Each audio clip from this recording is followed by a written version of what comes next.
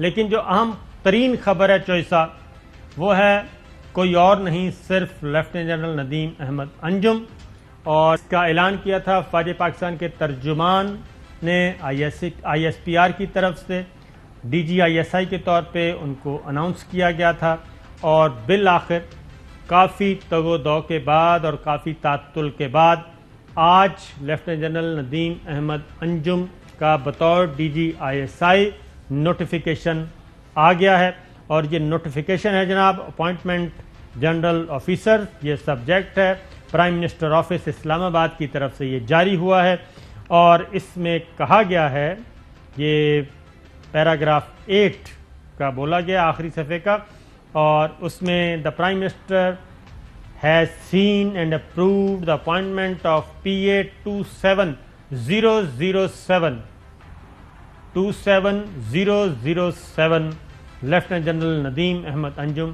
ہمیں بھی آج پتہ چلا ہے کہ ان کے نمبر کے ساتھ جیمز بانڈ 007 کا آتا ہے، اور lieutenant general Nadeem Ahmed Anjum Hilal Imtiaz military as director general inter services intelligence with effect from 20th November 2021 from the panel of officers at para 6 of the summary. The incumbent Director General ISI یعنی کہ lieutenant general Faiz حمید صاحب ISI shall continue to hold charge as the DG ISI till 19th November 2021. چوئی صاحب یہ وزیر اعظم عمران خان اور army chief general Qamar Javed Bajwa کے درمیان ایک ملاقات ہوتی ہے 6 یا 8 اکتوبر کو، جس دن پوسٹنگ ٹرانسفرز ہوئیں افواج پاکستان کی۔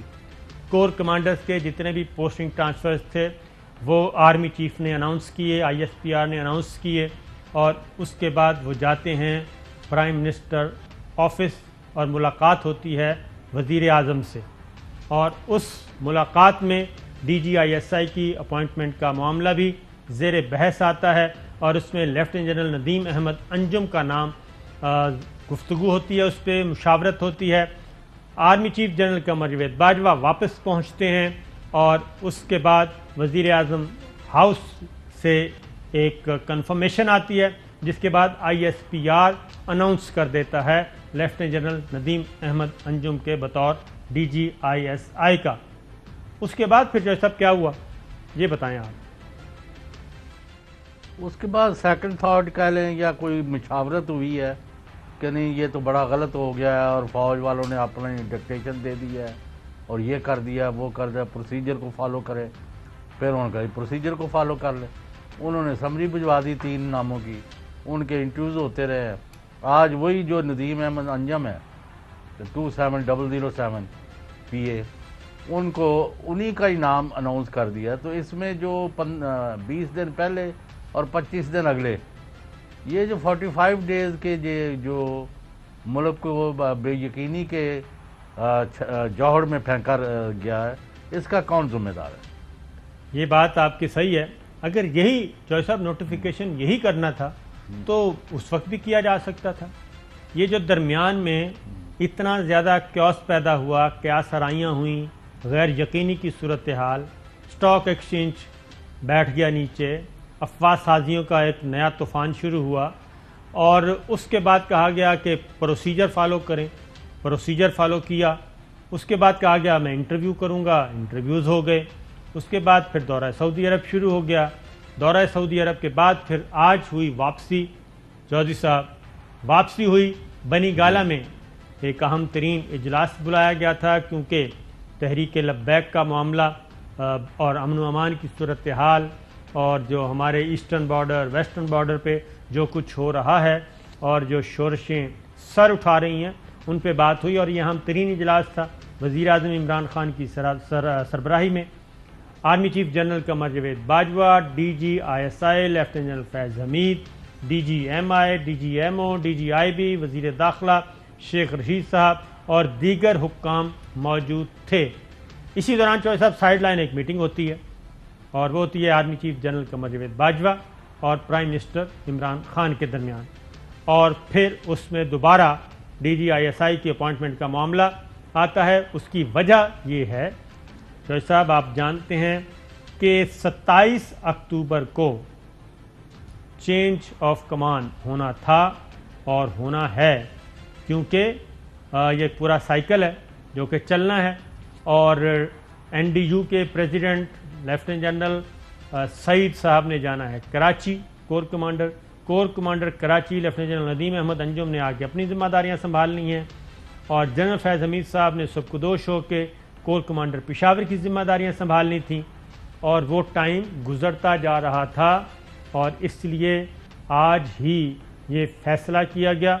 और उसमें वाहिद ज़ाहिर है एक अनाउंसमेंट हो चुकी थी सीपा सलार की तरफ से, और हुई भी कंसल्टेशन के बाद थी, तो उससे पीछे हटना मेरा ख्याल है एक डिसिप्लिन फोर्स के लिए मुमकिन नहीं था चौधरी साहब।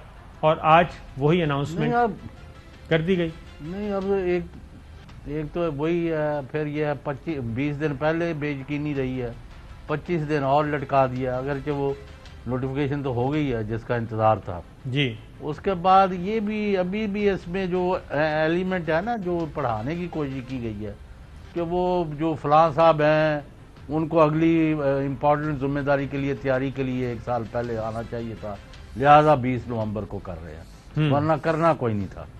मतलब ये मेरा नहीं ख्याल कोई किसी 10 मैं की प्यार विचों खटिया तेरे नहीं करारा मैनू पटिया। जी हाँ। तो ये आसा सिंह मस्ताना का जो पुराना गाना था ना, मुझे तो वो आता है कि कोई अच्छे मशीर नहीं है आपके पास साबर शाकिर साहब।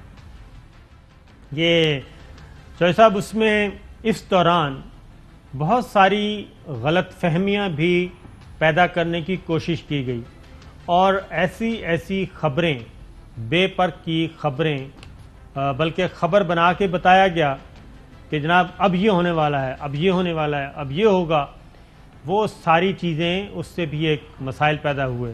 तो मेरा सवाल ये है चौधरी साहब कि ये बताइए कि ये जो डैमेज हुआ है ये कंट्रोलेबल है, कंट्रोल हो जाएगा, रिपेयरेबल है या फिर इररिपेयरेबल है?